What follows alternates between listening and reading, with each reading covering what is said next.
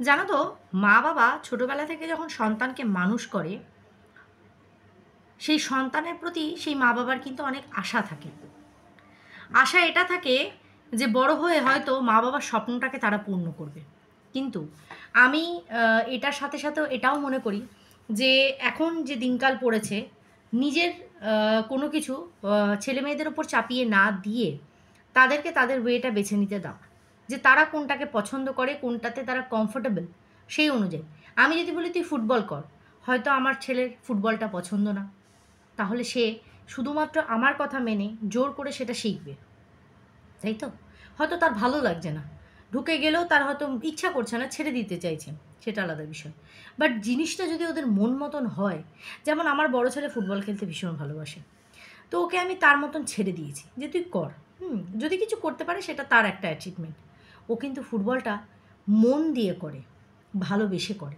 যেমন মাছ পুষতে ভালোবাসে, তো আমি মাঝে মধ্যে রেগে যাই যে এত মাছ বারবার তুই বেরোস আনিস।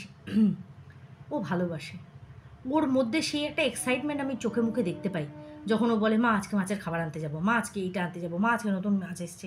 এই যে একটা জিনিস, সেটা সে পছন্দ করে করে। এই ছেলেমেয়েরাই যখন বড় হয়, হয়ে গিয়ে নিজেদের পায়ে দাঁড়ায়, সেখান থেকে টাকা পয়সা আর্নিং করে, মা বাবার কাছে এর থেকে খুশি আমার মনে হয় আর কিছু হয় না।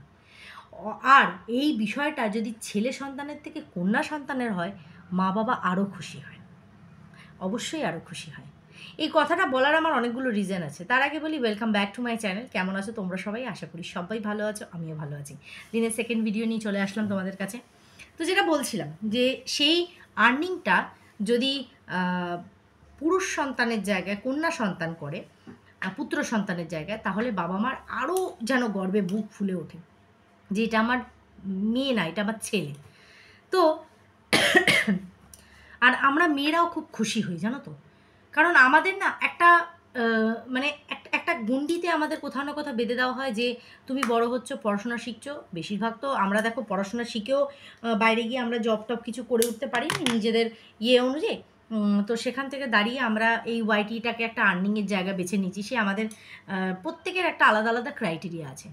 তো সেখান থেকে দাঁড়িয়ে আমরা মনে করি এই যে বিয়ে, সংসার, বাচ্চা কাচ্চা, কিন্তু আমরা আমাদের বাবা মার জন্য সেইভাবে কিছু করতে পারি না। এটা আমাদের মেয়েদের একটা কোথাও না কোথাও একটা আফসোস থেকে যায়। কিন্তু এই ওয়াইটির প্ল্যাটফর্মে এসে আমাদের মতন হাউসওয়াইফ, আমার মতন হাউসওয়াইফ যারা আছে, তারা যখন কিছু আর্নিং করে আর সেখান থেকে মা বাবার জন্য কিছু জিনিস তারা করে, সেটাতে কিন্তু ভীষণ পরিমাণে খুশি হয়। সেটা আমি নিজেকে দিয়ে ফিল করি। কারণ আমার ওয়াইটিতে আসার লক্ষ্যটাই হচ্ছে শুধুমাত্র আমার বাবা মা। কারণ এমন সিচুয়েশান কিছু ক্রিয়েট হয় যেখানে লক্ষ্য করে দেখবে, চোখের ধনও যদি তুমি বসে খাও সেটাও কিন্তু একটা সময় ফুরিয়ে যায়। তো সেখান থেকে দাঁড়িয়ে আমি জানি আমি বাইরে বেরিয়ে কাজ করতে পারবো না, তো আমার কি দরকার? আমার এমন একটা জায়গা দরকার যেখানে দাঁড়িয়ে আমি আমার সংসারকেও দেখতে পারবো, আমি আমার সন্তানদেরও মানুষ করতে পারবো, প্লাস আমি আমার মা বাবার পাশেও দাঁড়াতে পারবো। সেখানে জায়গাটা কোথা থেকে আমি এই ওয়াইটিটাকে বেছে নিয়েছি। এবার এটা না মা বাবার কাছেও খুব সম্মানের। আমার বাপের বাড়ির লোকরা খুব খুশি হয় যে, ও বাবা রিম্পা টিভি কিনে দিয়েছে, ও বাবা রিম্পা গিজার কিনে দিয়েছে, বাবাকে ফোন কিনে দিয়েছে, বাবার মান্থলি একটা খরচ সেটা চালাচ্ছে, তারপরে তো বাকি যাবতীয় টুকটাক যান, এটাতে খুশি হয়। আমি নিজেকে খুব মানে স্যাটিসফাই করতে পারি এই বাবা মার জন্য কিছু করে। যেমন তোমাদের দেখালাম, আজকে তোমরা ব্লগ চ্যানেলে দেখতে পাবে যে শীতের জন্য বডি লোশন আর ক্রিম তাদের শেষ হয়ে গেছিলো, সেটারই একটা বড় প্যাক জাম্বো ধরে দিয়ে আসলাম। কথাটা সেটা না, এই ছোট ছোট জিনিস মা বাবা আমাদের জন্য নিঃস্বার্থভাবে করে, কিছু পাওয়ার আশায় না। তো সেই মানুষকে দুটোকে যদি আমরা একটু খুশি দিতে পারি, তাহলে সেটা কি খুব বেশি হয়ে যায়? অবশ্যই করে এটা সম্মানীয় হতে হবে যে টাকাটা আমি কিভাবে ইনকাম করছি, তাই তো? তো আজকে দেখো, এই যে গামলার মতন মেয়েরা, দেখো গামলার লাইফ ও নিজে বেছে নিয়েছে, এখানে আলাদা করে ওকে আর বলার কিছু নেই। ও নিজেও ভালো করে জানে যে ও সন্দীপের সাথে থাকেনি, ও বেরিয়ে এসেছে যার সাথে তার সাথে আছে, ঠিক আছে? আলাদা করে আর এটাকে নিয়ে ঘাটার আর কোনো দরকার নেই। কিন্তু বিষয়টা কি জানো তো? বিষয়টা হচ্ছে ওকে শুধুমাত্র নিজের বাপের বাড়ির মানুষগুলোকে হাতে রাখার জন্য তাদেরকে টাকা দিয়ে রাখতে হচ্ছে। তফাৎ আছে। আজকে ও কিন্তু এর আগেও করতো, এর আগেও কিন্তু ব্লগ চ্যানেল, আজকের না, ব্লগ চ্যানেল কিন্তু বহু পুরনো ওর। হ্যাঁ, ৫ বছর পুরনো ব্লগ চ্যানেল। কিন্তু সেখান থেকে দাঁড়িয়ে ও বলেছে যে সন্দীপ ওর হাতে টাকা দিত না। অথচ আমরা দেখেছি ও কিন্তু ঘর জমিয়ে ১.৫ লক্ষ টাকা করেছিল। বুঝতে পারছি? তো টাকাগুলো পেলো কোথা থেকে? ওই যে ৫০০, ১০০ নোটগুলো যে ওই এর মধ্যে ভরেছে সেই টাকাগুলোই বা আসলো কোথা থেকে? চুরিচামারি নিশ্চয়ই করেনি। তো দেখো, আমরা তো কারো সংসারে ঢুকে দেখিনি। একজনকে সাপোর্ট করতে গিয়ে আরেকজনকে বলছি, আরেকজনকে সাপোর্ট করতে গিয়ে আরেকজনকে ডাউন করছি। কিন্তু অ্যাকচুয়ালি এদের দুজনের মধ্যে, সংসারের মধ্যে কার কতটা মিথ্যা কন্ট্রিবিউশন আছে আর কার কতটা সত্য কন্ট্রিবিউশন আছে, সেটা তো অ্যাকচুয়ালি যখন তারা সংসার করেছে তারা জানে। গামলা বলতো আমাকে টাকা দেয় না, আমাকে টাকা পয়সা দেয় না, যার জন্য আমি পুরো হাত পা ছাড়া, আমার কাছে একটাও টাকা নেই, ভিখারিরও হাতে টাকা থাকে। কিন্তু উল্টো দিকে আবার ও যে কাজটা করে বেরিয়ে গেছে সেটাও কিন্তু মেনে নেওয়া যায় না, তাই তো? সেটাও মেনে নেওয়া যায় না। ও বলছে ভিখারির থেকেও খারাপ অবস্থা ছিল, অথচ ও কিন্তু জানতো যে ব্যাংকের বইটাও নিয়ে এসেছে, সেই ব্যাংকে 4.5 লক্ষ টাকা আছে। যতক্ষণ না সন্দীপ সরিয়েছে সেই টাকাটা, ঠিক আছে, ততক্ষণ ওর কাছে সেই টাকাটা আছে। তাহলে ভিখারি কী করে হয়? তাহলে তো ও লাখপতি। 4.5 লক্ষ টাকা নিয়েও বেরিয়েছে, বুঝতে পারছি, আমি একটা সোজা হিসাব দিচ্ছি। তাই কতটা মানে ফেকিজম আছে আর কতটা সত্যি ঘটনা আছে সেটা বোঝা খুব মুশকিল। কিন্তু বিষয়টা হচ্ছে এই যে গামলার যখন ও ওইখান থেকে বেরিয়ে চলে আসলো বাপের বাড়িতে, তারপরে আমরা কিন্তু জানি ওর দাদা, একমাত্র দাদার, ওর বিয়ের সময় ওর দাদা কিন্তু ওকে মেরে বাড়ি থেকে তাড়িয়ে দেয়। কেন? এই যে বা যারা এখন ওকে ভালো করে এইটা বোঝাতে চাও যে তোমার মা বাবা কিন্তু তোমার খুব খেয়াল রাখে, এই যে তারা তোমার সাথে দেখা করতে এসছে, তোমার পাশে ঢাল হয়ে দাঁড়িয়ে আছে, সব বুঝতে পারছি। কিন্তু এই গোদা বাংলার হিসাবটা একবার একটু এই ভিউয়ার্সরাই দিক, যে ওর দাদার বিয়ের সময় কেন নিজের একটা মাত্র বোনকে মেরে তাড়িয়ে দিয়ে তারই বান্ধবীকে সেই বিয়েতে অ্যালাউ করেছে, প্লাস তার বাড়িতে আইবুড়ো ভাত খেতে গেছে। এই প্রশ্নের উত্তরটা কি তারা দিতে পারবে? কারণ ওর দাদাও কোথাও না কোথাও ওর এই নোংরামিটাকে মেনে নিতে পারেনি, যার জন্যই কিন্তু ওকে বাড়ি থেকে বের করে দিয়েছিল। আর গিয়েও কোথায় উঠেছিল? সেই ফোকলাদের বাড়িতে, যেটাকে ভিক্ষা মায়ের বাড়ি বলেও আমাদের কাছে চালিয়েছিল। তাহলে কিন্তু পদে পদে মিথ্যে কথা বলেছে। ভিক্ষা মায়ের বাড়ি কিন্তু আমরা হালে দেখেছি কি পরিস্থিতি, কিন্তু ও যে বাড়ি সেই সময় পিঙ্ক ওয়াল দেখিয়ে, একটা লোহার খাট দেখিয়ে করেছিল, সেই বাড়ি কিন্তু এই বাড়ির সাথে মিল খায় না, বুঝতে পারছি?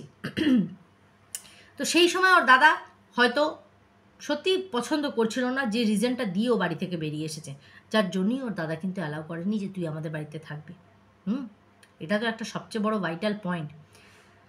সেই দাদাকে বুঝিয়ে পড়িয়ে লাইনে আনা হয় কখন? যখন ও চ্যানেল খুলে সেখান থেকে আর্নিং করা শুরু করে। আজকে যে ও কাঁচা টাকা দু হাতে কামাচ্ছে, দেখো, পয়সা কামানোটাও যার যার ভাগ্য, ওর ভাগ্যে আছে ও কামাচ্ছে, ঠিক আছে, যেভাবেই যে ওয়েতেই বা করুক ও কামাচ্ছে। কিন্তু এই কামানোটায় সুখটা কোথায়? শান্তিটা কোথায়? ওকে ওর এই বাপের বাড়ির লোকগুলো যারা কিনা ওর পাশে ঢাল হয়ে দাঁড়িয়ে আছে, তাদেরকে ওই দালালের মতন মুখে টাকা গুজে দিয়ে ওকে পাশে রাখতে হচ্ছে। নাহলে ভাবো, যে দাদা রাস্তায় বেরোলে এক কাপ চায়ের জন্য নিজের বোনের কাছ থেকে টাকা নেয়, তাহলে তার কি অকাদ আছে? নাকি অকাদ আছে, শুধুমাত্র বোনের সামনে সেটা দেখাবে না? আমার কাছে নেই, সম্পূর্ণটা বোনের করা উচিত, তাই না? ঠিক সেই রকমই আজকে যখন দল বেঁধে সবাই ওর বাড়িতে গেল, দল বেঁধে ওর বাড়িতে গেল, তোমরা মনে আছে গতকালকের ভিডিওতে ও কিন্তু নিজে বলেছে যে বারান্দায় আমি জামা কাপড় মেলতে পারছি না, কারণ দড়ি টাঙাতে পারছি না। দাদাভাই তো গেল, তাহলে দাদাভাইকে দিয়ে দড়িটা টাঙানো করালো না কেন? মাকে দিয়ে লাইটটা ঠিক করালো, দাদাভাইকে দিয়ে বারান্দায় দড়িটা কেন লাগানো করালো না? আর ওর একার কত জামা কাপড় বেরোয়, কত বেরোয়, আরামসে গ্রিলে মেলে দেওয়া যায়, আমিও গ্রিলে মেলি। একার আবার কত জামা কাপড় লাগে? এই যে এতগুলো রয়েছি, তখন আমাদের 4খানা দড়ির লাইন আমাদের টেনে রাখতে হয় বারান্দাতে। তাহলে কেমন অদ্ভুত না বিষয়গুলো? আজকে একটা আছে এদের খুব মানে মানে কি বলবো, এদেরকে ভীষণ ডাইহার্ট ফ্যান একটা ভিউয়ার্স আছে, সেই ভিউয়ার্সকে আমি দেখলাম ওই মিমি সাহার প্রোফাইলও তার ফলো করা ওখানে রয়েছে। ফিশ কৌশা মাসিকে দেখলাম আর এই আইডিটাকে দেখলাম। সেই আইডিটাই আজকে কমেন্ট করেছে যে আজকে তোমার ভিডিওটা দেখে আমার বিয়ের পরের কথা মনে পড়ে গেল।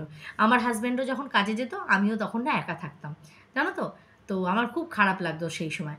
তো এই ঠিক তাই, ফুকলাও কাজে গেছে আর ও বাড়িতে একা আছে, ঠিক আছে? সময় কখন ঢুকবে না ঢুকবে আমাদের কি সবটা দেখাবে? কোনখান দিয়ে ঢুকে যাচ্ছে। না হলে যখন বাবা যায় ওদের বাড়িতে, যেভাবে ও বাবাকে ঢুকিয়েছিল বাড়িতে, আর লক্ষ্য রাখবে ও কিন্তু মেন গেট খোলা বন্ধ করা কোনোটাই দেখাচ্ছে না, নাথিং। আর এইটা কোথায় তোমরা পাবে বলো তো? যখন ওর বাবা বা মায়ের ভিডিও দেখবে পরিষ্কার হয়ে যাবে, যার জন্য ওর মা বাবাকে বলা আছে ফ্ল্যাটে খুব একটা ভিডিও করবে না। আর এখন তো যখন ওর মা বাবা গেছে তখন কেউ ছিল না, যখন ওর মা এই যে দাদা সব গেছে তখন কেউ ছিল না যে সেই মানুষকে দেখবে, তখনও একাই ছিল। বুঝতে পারছি? শাক দিয়ে মাছ ঢাকার চেষ্টা করলে মাছের আঁচটে গন্ধটাকে তো আর ঢাকতে পারবে না, সেটা তো সম্ভব না ঢাকা, তাই না? আজকে বেরোতে পারবে না বলে বললো চপ ঠপ তোরা যা পারিস নিয়ে আয়, সেইটুকু নিয়ে আসলো। কিন্তু ওর দাদার পোষালো না, আরও কিছু খাওয়ার দরকার। সেখানে কি করলো? হাত পেতে নিজের বোনের কাছ থেকে টাকা নিল, নিয়ে দুই ভাইতে মিলে খাবার আনতে গেল। এ কি আর সেই আইবুড়ো ব্যাচেলার দাদা যে চলো যা তোকে পয়সা দিলাম যা না একটু নিয়ে, তা তো না।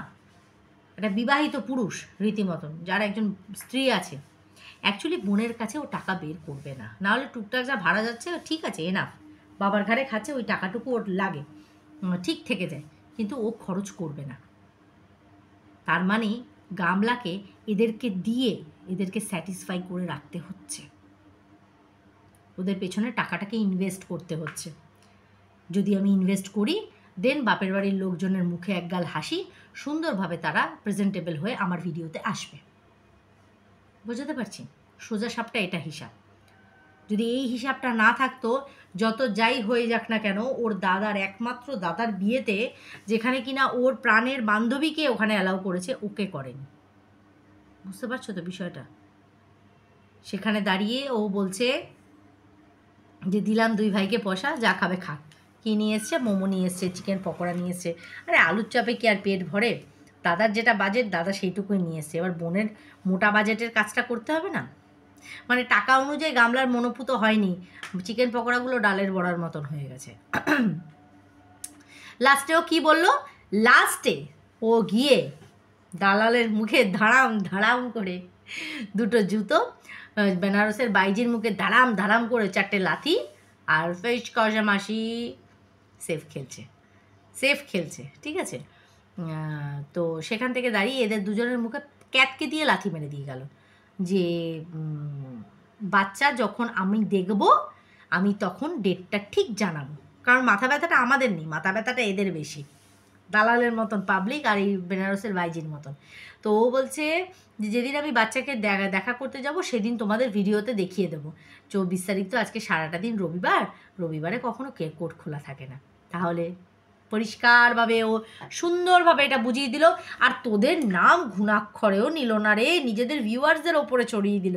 কি বললো যে আহারে আমার ভিউয়ার্সরা এসে আমাকে কমেন্ট বক্সে অনেকে জিজ্ঞাসা করছে, কিন্তু বেনারসের বাইজি আর এই লাতখোর পরের মাথায় কাঁঠাল ভেঙে খাওয়া দালাল যে বলেছে সেটা কিন্তু ঘুণাক্ষরেও উচ্চবাচ্য করলো না, করবে না, করবে না। ওই তোরাই লাফা আর তোর টিপ লাস্টে চোখের কোনায় না ওইখানে পড়ে নিবি টুকুস করে, বুঝেছিস? আর কি রে দালাল দিল তো, আহা নৈশ ভোজন করতে গেছে গো রাত্রিবেলা। এই বছরের একটা দিন বিশাল এনজয় করিস, বিশাল, কোনো কাজ করি না, খালি গিয়ে গিলি। চলো সবাই খুব ভালো থেকো, সুস্থ থেকো।